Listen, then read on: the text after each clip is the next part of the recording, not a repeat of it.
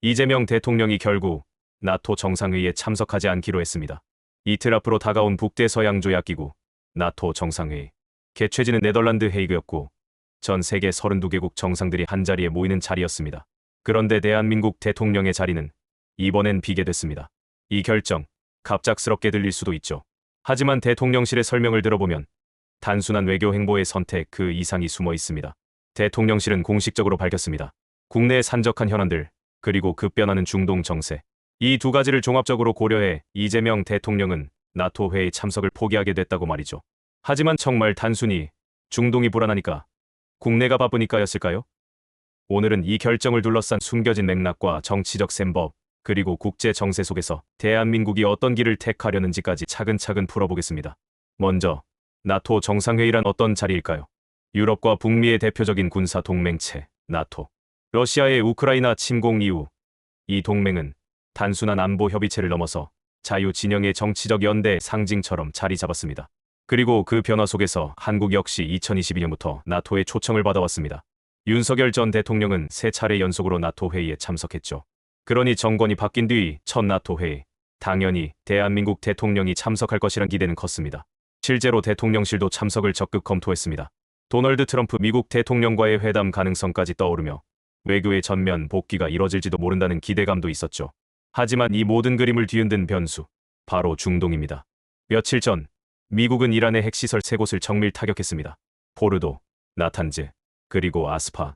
트럼프 대통령은 SNS를 통해 이 공격이 매우 성공적이었다고 자평했죠. 그 말 한마디에 중동 전체가 술렁였습니다. 이란은 즉각 반발했고 이스라엘과의 무력 충돌 가능성도 현실이 됐습니다. 그 중심엔 미국이 있습니다. 그리고 한국은 그 미국과 긴밀한 동맹을 맺고 있는 나라죠.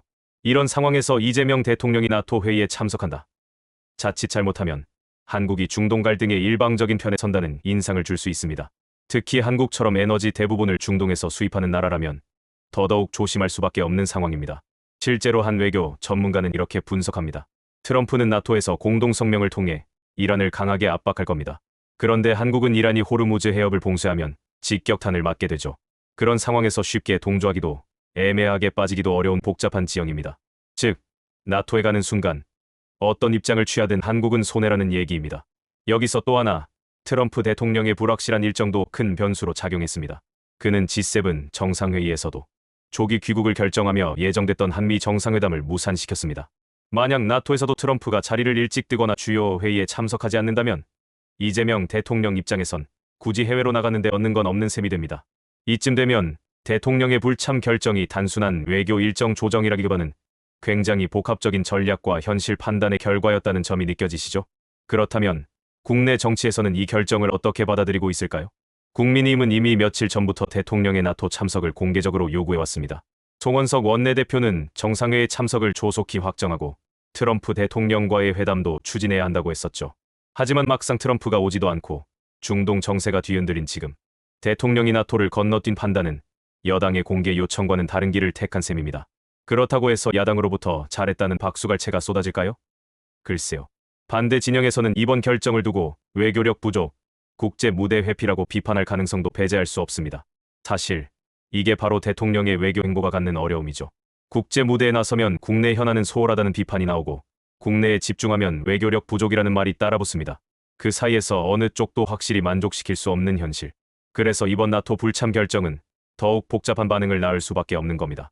게다가 올해는 대통령의 첫 공식 임기입니다. 첫 단추를 어떻게 끼우느냐가 향후 외교 노선에 큰 영향을 미칠 수밖에 없죠. 하지만 이재명 대통령은 이미 대선 기간부터 밝혀왔습니다.